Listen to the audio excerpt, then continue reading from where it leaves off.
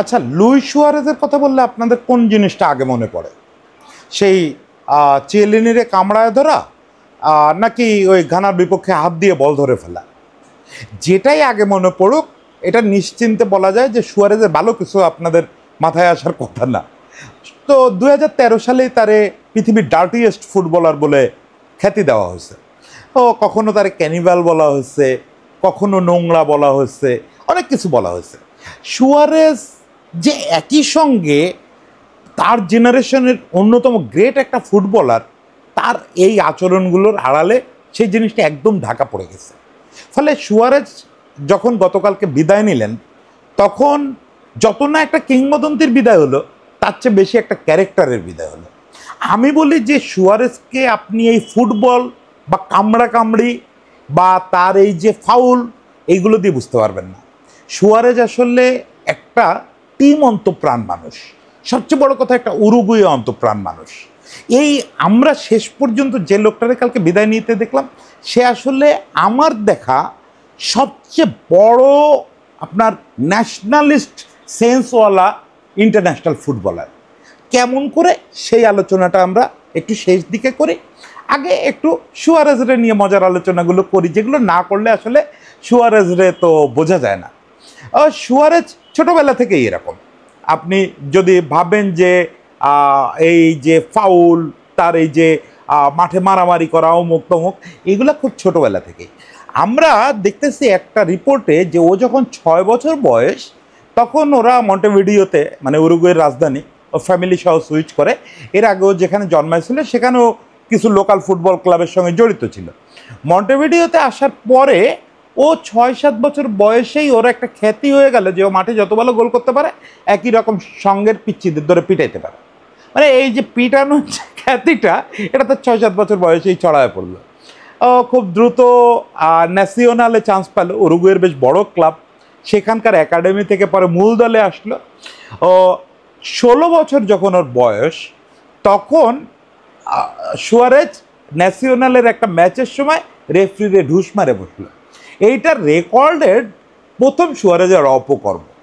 এখন সুয়ারেজের এই অপকর্ম এরপরে চলতেই থাকলো। আপনারা জানেন যে আয়াক্সের হয়ে যখন খেলে, তখন পিএসভি এইন্দোভেনের একজন খেলোয়াড়, অটম্যান নাম, তারে প্রথম কামড়ায় ধরে। ও এটা তার জীবনের প্রথম কামড়ানো, অটম্যানের কাঁধে কামড়ায় ধরছিল। এবং ওই সময় টেলিগ্রাফ পত্রিকা শিরোনাম করছিল, তার বিশেষণ দিয়েছিল ক্যানিভাল অফ আয়াক্স। আমরা যেটারে বলতেছি ক্যানিভাল অফ মন্টেভিডিও, আসলে মন্টেভিডিও থেকে আসছে। তো এরপরে কিন্তু সেই কাজ আরও করছে 2013 সালে। এরপরে সে 2013 সালে প্যাট্রিক এব্রারে রেসিয়ালি গালিগালাজ করছে, যার জন্য সে দীর্ঘদিন নিষিদ্ধ ছিল। 2014 সালে সে এসে আবারও কামড়ানোর কাজ করে। এরপর 2013 সালে আবারও সেই কামড়ানোর কাজটা করে। এবার চেলসির খেলোয়াড় ব্লানিস্লাভ ইভানোভিচ তার কাঁধে কামড়ায় ধরে। এ ঘটনাটা রেফারি তাৎক্ষণিক খেয়াল করতে পারে না, ফলে শাস্তি পায় না। কিন্তু পরে ফিফা তারে, উয়েফা তারে বড় শাস্তি দেয়। এটা তার দ্বিতীয় কামড়ানোর ঘটনা ছিল। এরপর 2014 সালের বিশ্বকাপে, যেটা আসলে সবচেয়ে বেশি আলোচিত হয়েছিল, 2014 বিশ্বকাপে ইতালির কিয়েলিনিরে একদম প্রকাশ্য ক্যামেরার সামনে কাঁধের উপর কামড়ায় ধরে। সেটা নিয়ে মিমও হয়েছে, সেগুলো আপনারা দেখছেন। যে সুয়ারেজরে তখন রীতিমতো দানব, খাদক, নরখাদক, নানা রকম বলা হয়েছে। সুয়ারেজের চরিত্রের এটা একটা সাইড। এর সঙ্গে সুয়ারেজ প্রচুর ডাইভ দিত। তার ডাইভ দেওয়া নিয়ে তার নিজের দলের খেলোয়াড়রা, নিজের কোচ অসন্তোষ প্রকাশ করছে। লিভারপুলে থাকতে সে মানে নিজে ডাইভ দিয়ে নিজের দলের কাছ থেকে 2 ম্যাচের নিষেধাজ্ঞা পাইছে। সে এই ঘটনার অহরহ ঘটাইছে। ফলে একটা ডার্ক সাইড তার ভিতরে সব সময় ছিল। কিন্তু যে জিনিসটা আমরা বারবার ভুলে যাই, যে এই ডার্ক সাইডের অ্যানাদার সাইড হচ্ছে সর্বকালের সেরাদের একজন লুইস সুয়ারেজ। হ্যাঁ, হয়তো আপনি এই কথাটা শুনে একটু চমকায় উঠবেন, কিন্তু জাস্ট একটু স্ট্যাটিস্টিক্সে চোখ বুলান, তার অর্জনগুলোর দিকে দেখেন। হয়তো উরুগুয়ের হয়ে খুব বড় কোনো অর্জন নেই, তাও ছোটোখাটো যা অর্জন করছে, কাভানি আর সে মিলে উরুগুয়ের ওই টিমের জন্য এটা অনেক বড় অর্জন। কিন্তু এই অর্জন দিয়ে সুয়ারেজরে চেনা যাবে না। সুয়ারেজ পৃথিবীতে যখন আসছে, তখন পৃথিবীটা ডমিনেট করতেছে হচ্ছে লিওনেল মেসি আর ক্রিস্টিয়ানো রোনালদো নামে সর্বকালের 2 সেরা খেলোয়াড়। সর্বকালের 2 সেরা খেলোয়াড়, মানে একেবারে আগা মাথা ইতিহাসে। সেই রকম একটা মঞ্চে দাঁড়ায় সুয়ারেজ নিজের উপস্থিতি জানান দিছে। সুয়ারেজ সেরকম একটা অবস্থায় 2014 সালে লা লিগায় পিচিচি ট্রফি জিতছে এবং ক্যারিয়ারে দ্বিতীয়বারের মতো ওই বছর ইউরোপিয়ান গোল্ডেন শু জিতছে। মানে ইউরোপেরও সর্বোচ্চ গোলদাতা সে ছিল, লা লিগারও সর্বোচ্চ গোলদাতা ছিল। এটা কত বড় তাৎপর্যপূর্ণ এটা আপনি একটা পরিসংখ্যান শুনলে বুঝবেন যে 2009 সালের পর থেকে ওই মাঝখানে সুয়ারেজ একবার এই দুটো ট্রফি জেতা ছাড়া দীর্ঘকাল পর্যন্ত মেসি আর রোনালদো ছাড়া এই দুটো পুরস্কার কেউ জেতে নাই। মানে এই দুটো পুরস্কার একেবারে মেসি আর রোনালদোর জন্য ফিক্সড ছিল, মাঝে একবারই তাদের হাত ছাড়া হয়েছিল পুরস্কারটা, সেটা সুয়ারেজ করছে। আপনি বার্সেলোনার হয়ে সে কী কী করছে এটা তো একদম এভিডেন্ট। সে বার্সেলোনায় গিয়ে MSN জুটি করছে মেসি নেইমারের সঙ্গে এবং সেখানে সম্ভবত প্রায় 400 গোল করছে তারা এই তিনজন মিলে 3 সিজনে। মানে অবিশ্বাস্য সব কীর্তিকলাপ করছে। ট্রেবল জিতছে, টানা 2টা লা লিগা জিতছে, টানা 2টা জিতছে, কোপা দেল রে জিতছে। দলীয়ভাবে বার্সেলোনার হয়ে জিততে কিচ্ছু বাকি ছিল না। তার মধ্যে নিজে ওই রকম প্রলিফিক স্কোরার হিসাবে নিজেরে দাঁড় করাইছে। আচ্ছা বাদ দেন বার্সেলোনা লিভারপুলের হয়ে যা যা করছে, লিভারপুলের হয়েও সে একবার ইউরোপিয়ান গোল্ডেন শু জিতছে, লিভারপুলের হয়েও অসাধারণ স্কোরার ছিল। আপনি আয়াক্সের কথা বলবেন কি করে? আয়াক্সের হয়ে যে বছর সে ওই ছেলেটার কামড়ালো সেই একই বছর সে 100 গোল পূর্ণ করলো আয়াক্সের হয়ে। এখন আয়াক্সের হয়ে এর আগে 100 গোল পূর্ণ করছেন কে কে? ইউহান ক্রুয়েফ, ডেনিস বার্গকাম্প আর মার্কো ভ্যান বাস্তেন। মানে বুঝতেছেন যে সে কোন তালিকায় নাম লেখাইছে? যে তিনজনের নাম বললাম এরা পৃথিবীর ইতিহাসে সর্বকালের সেরা স্ট্রাইকারদের মধ্যে পড়ে, মার্কো ভ্যান বাস্তেন, ক্রুয়েফ আর বার্গকাম্প। সেই তালিকায় নাম লেখাইছে সুয়ারেজ। মানে যখন যেখানে গেছে। আর উরুগুয়ের ইতিহাসের তো সর্বকালের সর্বোচ্চ গোলদাতা, কনমেবলের এক সময় পর্যন্ত সর্বোচ্চ গোলদাতা ছিল, যেটা মেসি পরে টপকাইছে। তারপরে বিশ্বকাপ বাছাই পর্বের এক সময় সর্বোচ্চ গোলদাতা ছিল, সেটাও মেসি পরে টপকাইছে। তো মানে বুঝতে পারতেছেন যে যে জায়গায় গেছে অসাধারণ গোল করছে। শুধু গোল করা দিয়েও আবার আপনি তারে বুঝতে পারবেন না। সে হচ্ছে অসাধারণ একটা টিমমেট, অসাধারণ টিমমেট। ধরেন সে, আমি এরকম বহু দৃশ্য দেখছি যে সে বক্সের ভিতরে গোলকিপারে একা পেয়ে গেছে। এরকম 99% ক্ষেত্রে একজন স্ট্রাইকারের সহজাত প্রবণতা হচ্ছে গোলকিপারের পাশ থেকে একটা জায়গা বের করে পোস্টে বল মারা। কিন্তু সে যখন দেখছে নেইমার তার চেয়ে বেটার একটা পজিশনে ফ্রি আছে, সে অনায়াসে নেইমারের বলটা বাড়ায় দিছে। নেইমার সুন্দর ফ্রি পোস্টে গোল করে দিচ্ছে। মানে সে কোনো রিস্ক নেয় নাই। তার কাছে মনে হয়েছে যে বার্সার গোল পাওয়াটা জরুরি বা আয়াক্সের গোল পাওয়াটা জরুরি, উরুগুয়ের গোল পাওয়াটা জরুরি, তার গোল পাওয়াটা অতটা জরুরি না। প্রচুর অ্যাসিস্ট আছে তার, সে মারাত্মক একটা টিমম্যান। আপনার একটা জিনিস দেখেন না, এই যে লাস্ট যখন মিয়ামিতে আসছে, আরও কয়েকটা আবার ন্যাশনালে গেছিল, বিভিন্ন দলটল ঘুরে আবার এখন মিয়ামিতে আসছে, এখন সে মেসির বন্ধু। এই শেষ করবো এই মেসির বন্ধুত্ব দিয়ে। মেসির বন্ধু, এর মাঝে মিয়ামির একটা ম্যাচে সে হ্যাটট্রিক করছে। হ্যাটট্রিকের প্রত্যেকটা বল বা অ্যাসিস্ট করছে হচ্ছে 3টা গোল, 3টাই অ্যাসিস্ট করছে হচ্ছে মেসি। আবার কয়েকদিন পরে একটা ম্যাচে মেসি জোড়া গোল করছে, 2টাই অ্যাসিস্ট করছে সুয়ারেজ। বুঝতে পারতেছেন যে কেমন বন্ডিং এদের মধ্যে।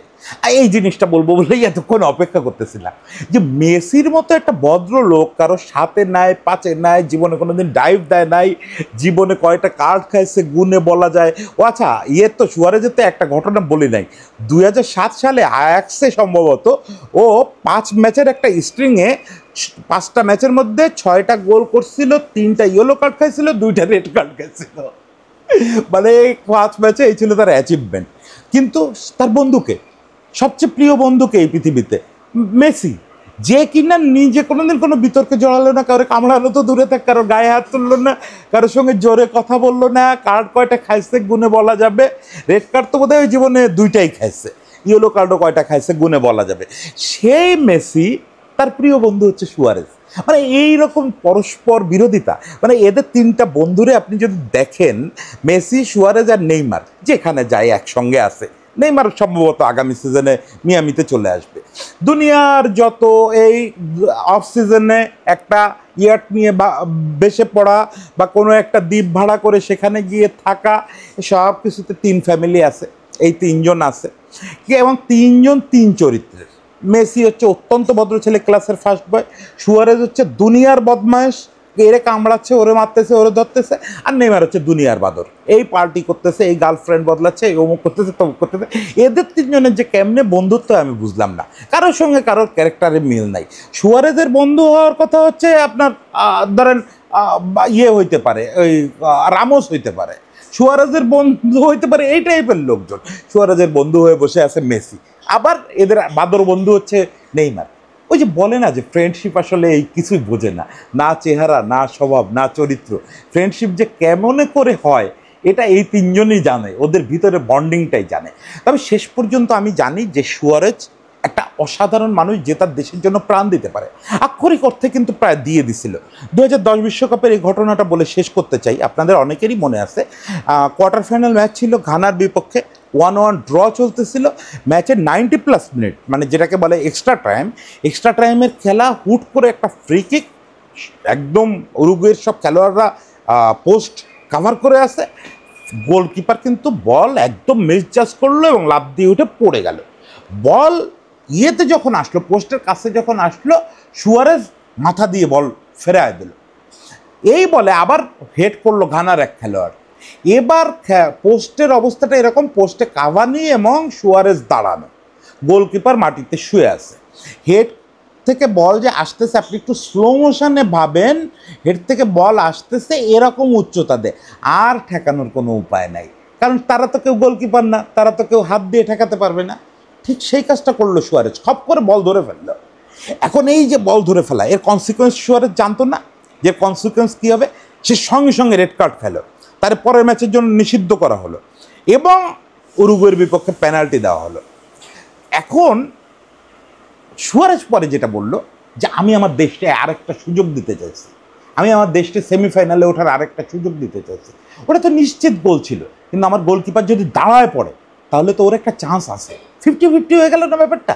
আসলে তাই হলো। শেষ পর্যন্ত ঘানার ওই কিপার সম্ভবত কে গোল শট করছিল, পোস্টে মারে দিল, গোল হলো না, 1-1 ড্র। সেই ম্যাচ পরে পেনাল্টি শুট আউটে গেল এবং পেনাল্টি শুট আউটে জিতে উরুগুয়ে সেমিফাইনালে গেল। কিন্তু সুয়ারেজের কী হলো? সুয়ারেজের ক্যারিয়ারটা কার্যত আরও কালিমা লিপ্ত হয়ে গেল। পৃথিবী জুড়ে পণ্ডিতরা তার গালিগালা শুরু করলো, সে সেমিফাইনাল মিস করলো, উরুগুয়ে হারলো, সব কিছু হলো।